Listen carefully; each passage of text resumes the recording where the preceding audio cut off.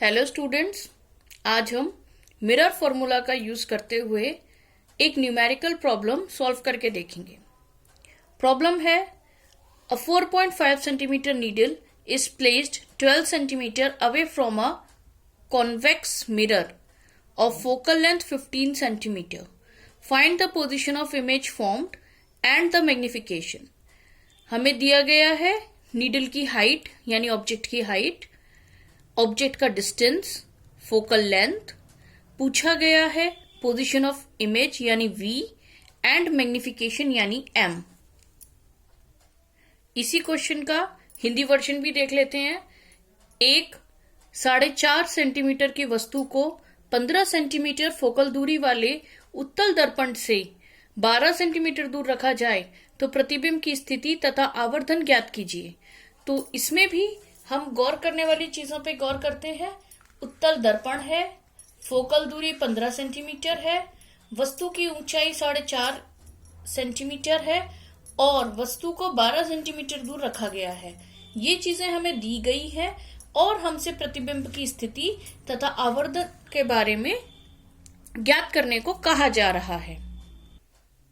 अब देखते हैं कि सॉल्यूशन करते टाइम हम क्या करेंगे। सबसे पहले हम उन चीजों को लिखते हैं जो हमें दी गई हैं, गिवन या दिया गया है करके। F = +12, क्योंकि उत्तल दर्पण या कॉन्वेक्स मिरर में फोकस राइट हैंड साइड पर होता है, तो पॉजिटिव एक्स एक्सिस पर यह पॉजिटिव होता है। ऑब्जेक्ट हमेशा लेफ्ट हैंड साइड पे रखी जाती है, इसलिए यह हमेशा माइनस में होता है, तो U हो गया -12 सेंटीमीटर। हाइट हमेशा ऊंचाई जो होती है रे डायग्राम में ये पॉजिटिव वाई एक्सिस पे आती है, इसलिए ये पॉजिटिव। दूसरी चीज जो हमें दी गई है वो कि मिरर हमारा कॉन्वेक्स है। मिरर फॉर्मूला हमारा ये है, ये हम लगा रहे हैं, इसलिए bye mirror formula 1/f = 1/u + 1/v। अगर हम याद करेंगे तो हमें याद आएगा कि हमारा रे डायग्राम इस क्वेश्चन के लिए इस तरीके वाला बनेगा, जहां पर ऑब्जेक्ट और पोल के बीच का डिफरेंस 12 सेंटीमीटर है, ऑब्जेक्ट की हाइट 4.5 सेंटीमीटर है। ऑब्जेक्ट से हमने 2 किरणें निकाली, एक किरणें पैरेलल आई और इस डायरेक्शन में मुड़ी, जो पीछे बढ़ाने पर फोकस से निकलता हुआ नजर आता है। जो दूसरी रे थी वो उस डायरेक्शन में हमने बढ़ाई जो आगे बढ़ाने पर C से गुजरती है, तो वो अपने ही पाथ पर वापस लौट गई। जहां पर ये दोनों किरणें मिली वहां पर हमने इमेज बनाई। इमेज वर्चुअल है, इरेक्ट है और डिमिनिस्ड है। इसका मतलब हम अपने क्वेश्चन को खुद ही, जब हम इसका सॉल्यूशन कर लेंगे तो खुद ही चेक कर सकते हैं कि हमारा आंसर क्या आ रहा है। हमारी इमेज की अगर हाइट पूछी जाती तो वो 4.5 सेंटीमीटर से कम होती, क्योंकि उन्होंने मैग्निफिकेशन पूछा है, तो मैग्निफिकेशन में ये 1 से कम आएगा, पॉइंटों में आएगा। ठीक है, अब इसका सॉल्यूशन देखते हैं।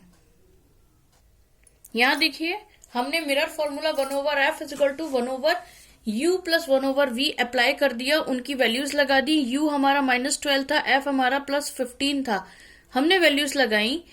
v को एक साइड में किया, इसको यहां लेकर आए और ये पॉजिटिव हो गया। 15 और 12 का एलसीएम लिया, लघुत्तम, जो निकला 60। 15 चौके 60 यानी 15 4 = 60, इसलिए 4 यहां आया।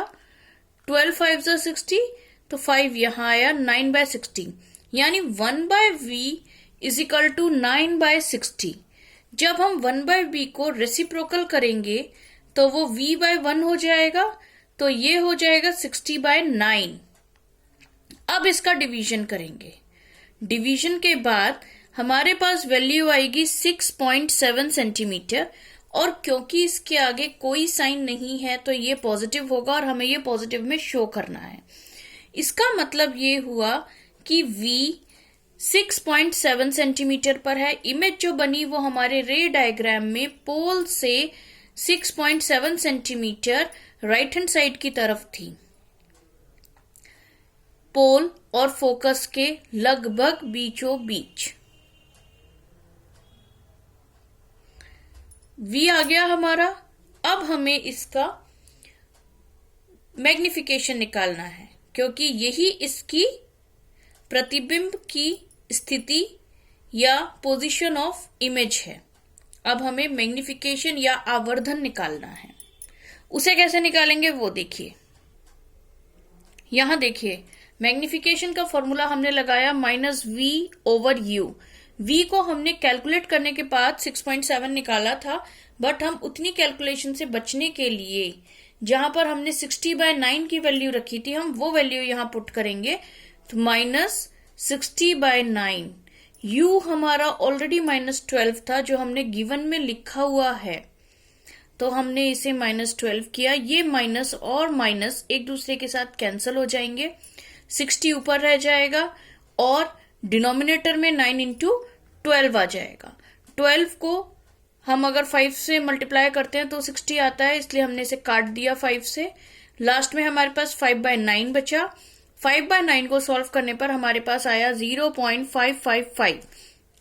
क्योंकि मैग्निफिकेशन एक रिलेटिव अमाउंट है, इसलिए इसकी कोई यूनिट नहीं होती। यही हमारा आंसर होता है। तो हमने जो रे डायग्राम बनाया था उसमें हमने अपनी ऑब्जेक्ट को डिमिनिस्ड देखा था और यहाँ मैग्निफिकेशन 1 से कम है।